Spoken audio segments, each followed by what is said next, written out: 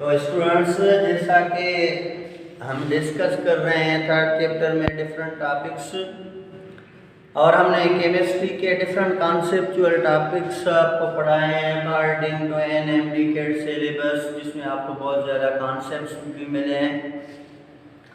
और इंशाल्लाह ताला आगे भी आपको बहुत ज़्यादा कॉन्सेप्ट्स मिलती रहेंगी। अगर आप न्यू हैं और अभी तक ये चैनल सब्सक्राइब नहीं किया तो आप चैनल को सब्सक्राइब करें और ज़्यादा से ज़्यादा कॉन्सेप्ट्स आप केमिस्ट्री के यहाँ से पढ़ सकते हैं। तो इससे पहले हमने डिस्कस किया था डिस्कवरी ऑफ इलेक्ट्रॉन में। तो मैंने आपको बताया कि इलेक्ट्रॉन की डिस्कवरी जो हुई थी क्रूज ट्यूब एक्सपेरिमेंट या डिस्चार्ज ट्यूब एक्सपेरिमेंट के थ्रू सर जे थॉमसन ने उसको डिस्कवर किया। तो हमने फाइनली ये पढ़ा था कि लो प्रेशर हमारे पास कैथोड रेज अपीयर हुए थे, और ये कैथोड रेज जो थे they travel from cathode towards anode. तो आज हम इस टॉपिक का सेकंड पार्ट पढ़ने जा रहे हैं। पहले पार्ट में हमने डिस्कवरी ऑफ इलेक्ट्रॉन और एक्सपेरिमेंटली इसको प्रूव किया था। आज हम पढ़ रहे हैं प्रॉपर्टीज ऑफ कैथोड रेज। तो जाहिर सी बात है, जब ये कैथोड रेज अपीयर हुए तो सर जे थॉमसन ने कैथोड रेज की प्रॉपर्टीज को डिटरमाइन किया। इसी वजह से सर ने पहला तो ये किया था कि उसने एक पॉजिटिव इलेक्ट्रिक फील्ड का प्लेट रखा और दूसरा नेगेटिव प्लेट। तो कैथोड रेज जो कैथोड से अपीयर हो रहे थे तो सर ने देखा they are deflected towards the positive plate. तो सबसे पहले जो प्रॉपर्टी मालूम की गई वो ये थी कि cathode rays are travel towards the positive plate. अब जब पॉजिटिव प्लेट की तरफ मूव कर रहे हैं तो इसका मतलब है दे कैरी द नेगेटिव चार्ज, क्योंकि डिफरेंट चार्जेस हमेशा एक दूसरे को क्या करते हैं, अट्रैक्ट करते हैं। तो फर्स्ट एक्सपेरिमेंटली, और उसके बाद सर ने जो दूसरा एक्सपेरिमेंट किया उसमें क्या किया कि सर ने एक व्हील पैडल रखा और इस व्हील पैडल के ऊपर सर ने कैथोड रेज स्ट्राइक कराए। तो जैसे ही कैथोड रेज इस व्हील पैडल के ऊपर स्ट्राइक हुए तो सर ने ये देखा कि ये कैथोड रेज जो है व्हील पैडल को अपने एक्सिस पे रोटेट करा रहे हैं। तो इससे सर ने ये जो है डिटरमाइन किया कि जो कैथोड रेज हैं they are material particle, they are material particle, it means they not a wave. तो ये आपको प्रॉपर्टी एक्सप्लेन करती है कि कैथोड रेज एक पार्टिकल है लेकिन ये वेव नहीं है। तो सिंपली हम आपसे अगर एमसीक्यू कोई क्वेश्चन कर रहे हैं कि which one of the following property of cathode rays determine that they are particle, तो आप इसका आंसर देंगे कि sir because they rotate the wheel paddle on its X axis. तो ये प्रॉपर्टी ने डिटरमाइन किया, जिससे सर ने कहा कि कैथोड रेज एक वेव नहीं है, क्योंकि वेव तो किसी चीज को रोटेट नहीं कर पा रहे। तो इसी वजह से सर ने कहा दे आर पार्टिकल। तो इसी वजह से देखें मैंने क्या लिखा कि they rotate the wheel pedal on its axis, ये व्हील पेडल को अपने एक्सिस पे रोटेट करा रहे हैं, इसका मतलब है दे आर पार्टिकल। ये क्या है, पार्टिकल है। तो मटेरियल पार्टिकल का मकसद होता है they are made up of matter. तो इसी वजह से सर ने इसको ये डिटरमाइन किया, और साथ ही साथ ये भी इन्होंने बताया कि they also ability to produce mechanical pressure. उसके बाद में जो थर्ड प्रॉपर्टी है कैथोड रेज की वो ये है कि ये जब भी मूव करते हैं they produce shadow in their path.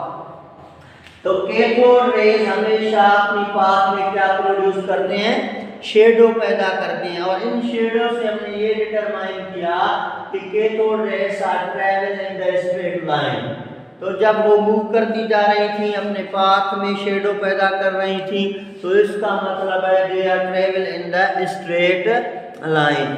अभी देखें उसके बाद उसकी दूसरी प्रॉपर्टी है वो ये है कि they are charge to mass ratio. जब सर जे थॉमसन ने उन कैथोड रेज का charge to mass ratio determine किया तो सर ने ये देखा कि सबका जो चार्ज टू मास रेशो है, आप कैथोड रेज का जो चार्ज टू मास रेशियो है वो क्या है, सेम। पहली बात, all cathode rays have charged mass ratio is same। अभी इससे पहले मैंने आपको ये एक्सपेरिमेंट बताया था कि सर ने रूबिक्स क्यूब के अंदर डिफरेंट गैसेस रखी थी और डिफरेंट गैसेस में हीलियम, नियॉन, आर्गन हो सकता है, दे आर इनर्ट गैसेस। तो सर ने ये देखा कि हर गैस से निकलने वाला जो कैथोड रेज है उसका जो चार्ज टू मास रेशियो है वो क्या है, सेम है।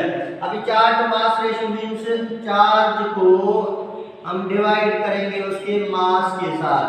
तो चार्ज को आप डिवाइड करो मास के साथ, जो भी आंसर आएगा वो आपका E/m रेशियो होगा।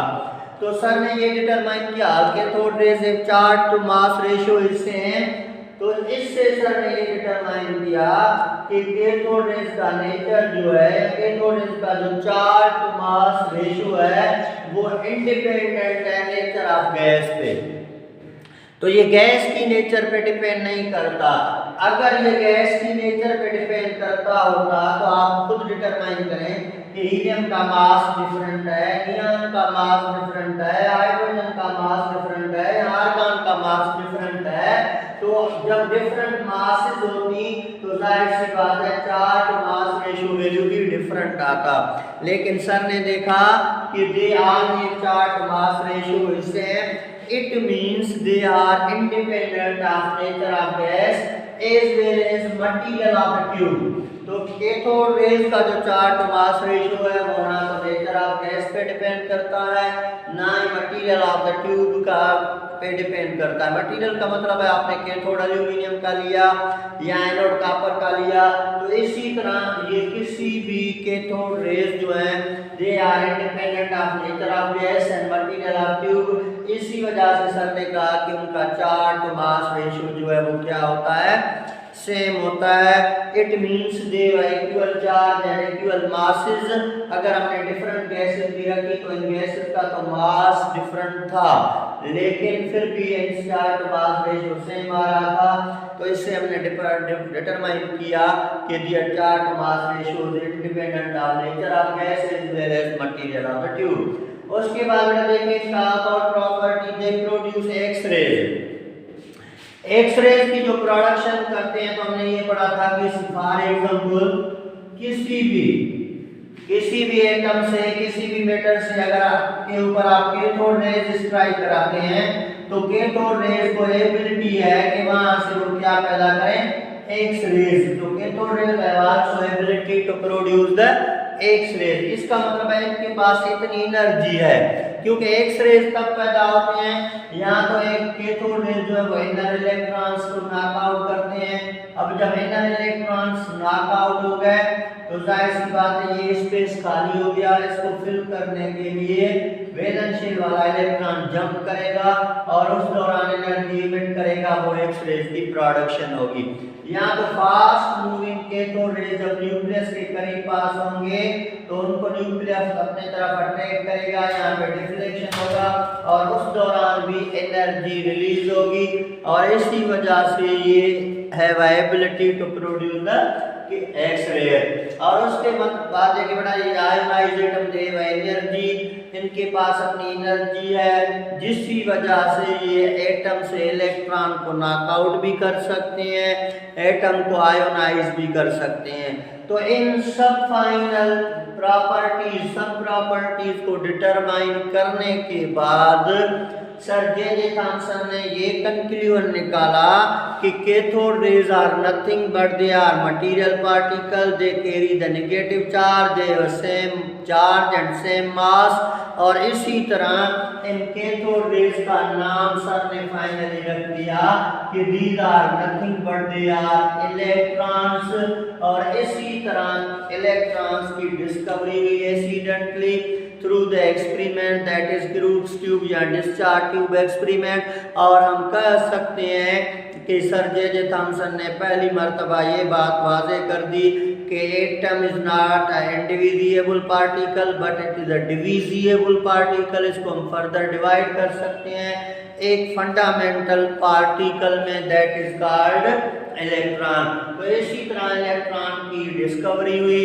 अभी उसके बाद देखें इसका हम पार्ट सी भी बनाएंगे और पार्ट सी में मैं आपको रीजंस बताऊंगा कि हाई प्रेशर पे ट्यूब में क्यों चेंज नहीं आ रही थी, लो प्रेशर पे चेंजिंग आ रही थी, गैसेस लो प्रेशर पे कंडक्ट करती हैं, गिलो क्यों पैदा होता है, ब्लैक स्पॉट क्यों पैदा होती हैं, वो किस नेचर पे डिपेंड करती हैं।